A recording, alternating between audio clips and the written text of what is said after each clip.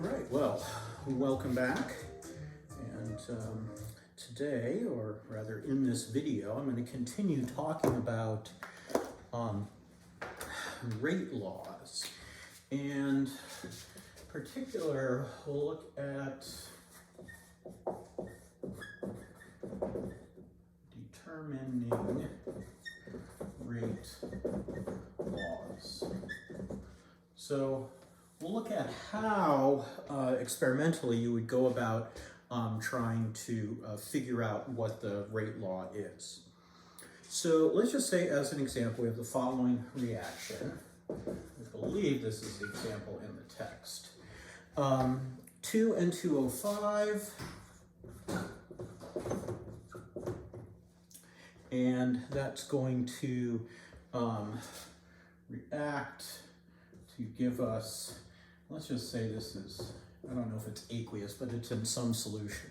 It's going to react to give us 4NO2 aqueous plus O2 gas. Is that right? I should have 10 oxygens, I have 10, and I should have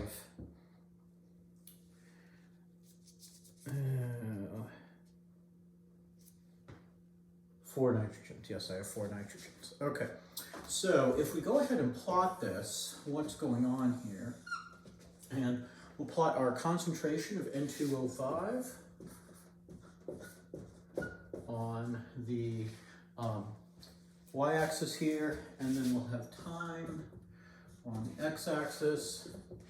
And so we'll start at some concentration here, and then we'll see that we'll get a decrease in concentration as the reaction progresses. So we'll start with no products to start with. That way we don't have to worry about the reverse reaction.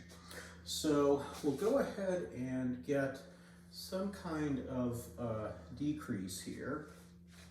And if we look at individual points on this line, so at particular times, so let's say we have a starting point here, maybe there, maybe there. Our rate of reaction is going to equal the slope of the line that's tangent to the curve at that point. So rate equals slope E of tangent line. So down here, we'd have a relatively low rate, in here it'd be a medium rate, and up here, we'd have a faster initial rate. Okay, and that makes sense because as the reaction progresses, we're using up reactant, so the rate is just going to slow down. Our rate is the change in concentration over a change in time. So for this particular experiment, let's just say we had some data here. So we're going to have N2O5 concentration, and then we'll have a rate. And we might see that if we had at some point where we've got 0.090 molar, our rate was 5.4 times 10 to the minus 4 molar per second. And then at a different rate, at a different concentration, we might have 0.45 molar, and our rate might be 2.7 times 10 to the minus 4th molar per second. Okay, so that means that in this reaction, our N, that superscript, is going to equal 1.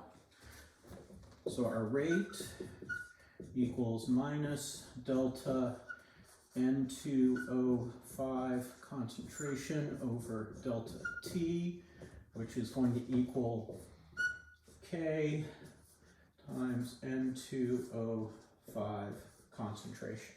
So my exponent here is 1, and I don't need to write that in. We say that reactions where our exponent is 1 are first order. So this reaction is first order in N2O5 and overall. Now, if we had multiple reactants, maybe it would be first order in both reactants, but overall, we call it second order because we add up all of our exponents.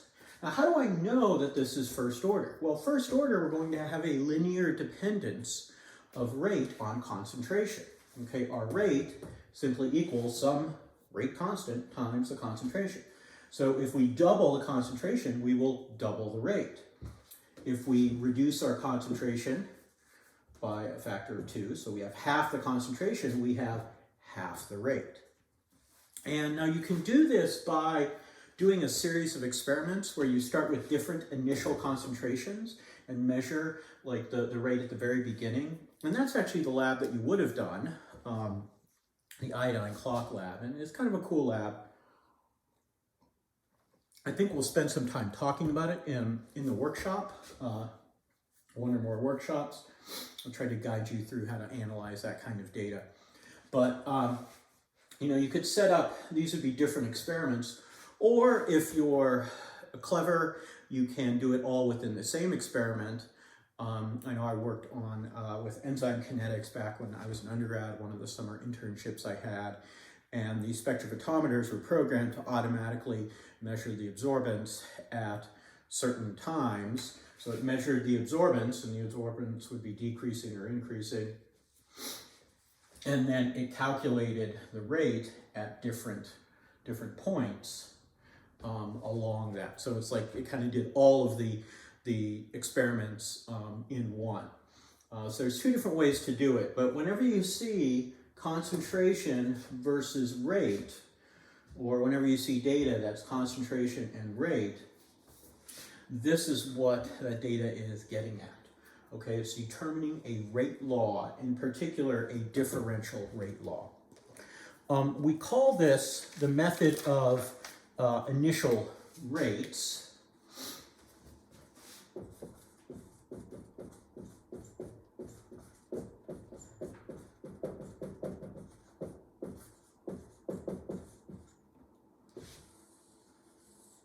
And again, we're going to have multiple experiments with different initial conditions.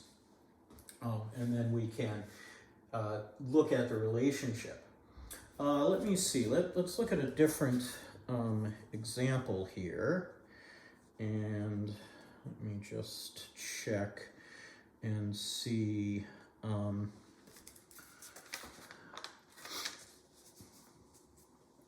Yeah, we'll do this example, and then we'll go from there.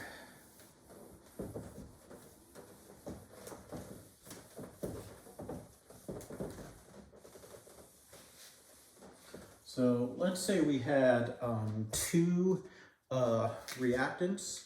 So just as an example, here's another example, NH4 plus aqueous plus NO2 minus. Aqueous is going to react to give us N2 gas plus, what do I have here, 2H2O. Okay, and so we'll measure our initial rate before the concentration of reactants has changed much. So, this concentration hasn't changed that much. We haven't made much product, so we don't need to worry about, again, the reverse reaction. So our rate here is going to equal minus delta NH4 plus over delta T. Or it could equal minus delta NO2 minus over delta T. And that's going to equal a rate constant times NH4 plus. Now, one thing to note is your rate constants are always lowercase k. So big K is equilibrium constant. I often give it a subscript EQ. You also have KC, KP, just so you don't get them confused with little k, which are rate constants. And this is going to be raised to some power n. And then we'll have a concentration dependence of the other NO2 minus the other reactant, and that'll be raised to some power m. Now the question is, what are n and m? What are our exponents? Well, we need to look at some data.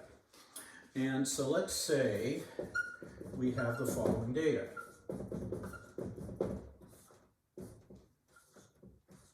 We'll have 3 experiments, and we'll have different starting conditions.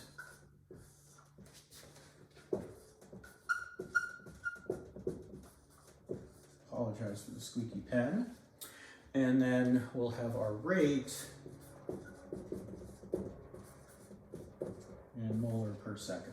So in experiment 1, we'll do 0.100 molar NH4 plus, and we'll do 0.005 molar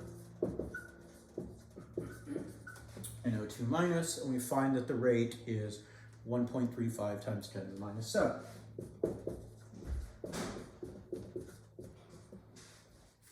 Then in experiment 2, we'll use the same concentration, starting concentration of ammonium that we used in experiment 1, except experiment 2 will use a different concentration of the nitrite ion, so 0.010 molar. And we find that our rate is 2.7 times 10 to the minus 7. Okay, I'll put a 0 there.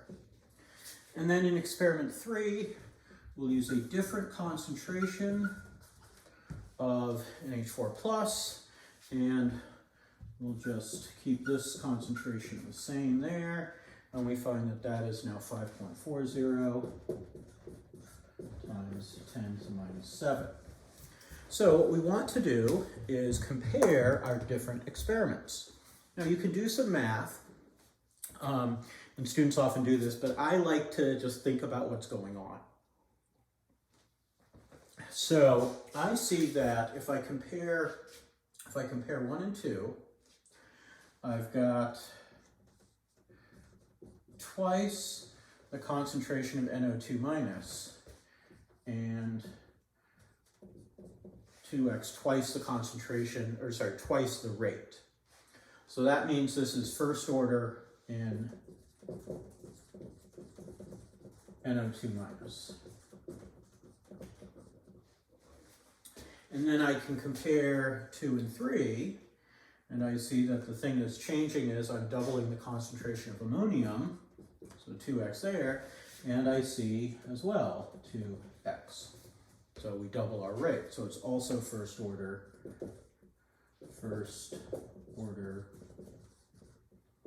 in NH4 plus. So then our overall result would be our rate equals rate constant times NH4 plus times NO2 minus concentration. So we would say that this reaction is first order in ammonium and first order in nitrite, or you could say it's first order with respect to ammonium, first order with respect to nitrite, and overall it's second order. So overall second order.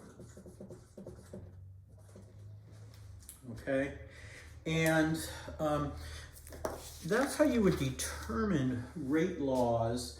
I should say that's how you would determine differential rate laws, which will always be in terms of concentration and rate, okay? Because we're running individual experiments, or if we're clever, one experiment taking data along the way. But we run individual experiments with different initial concentrations, and we measure the rate. So, you know, you have to be kind of, not clever, but you have to think about your initial concentrations. So if you were just going to, you know, change them willy-nilly, you don't want to do that. You want to have the difference between experiment 1 and 2, you know, double the concentration of one of the reactants. And then 2 and 3, you maybe keep that guy the same and double the concentration of the other reactant. Or, you know, we could compare 1 and 3 and see that we're doubling both. And so we have 2 times 2 is 4, factor of 4 increase there. So I will I'll do some more examples of this in the upcoming workshop. I'll do examples with second order, basically higher order reactions and how you'd, interpret the data. But just wanted to give you guys a start for figuring out what your rate law is, what your differential rate law is, given some data. All right, in the next video, I'll talk about integrated rate laws, but until then, I'll talk with you later.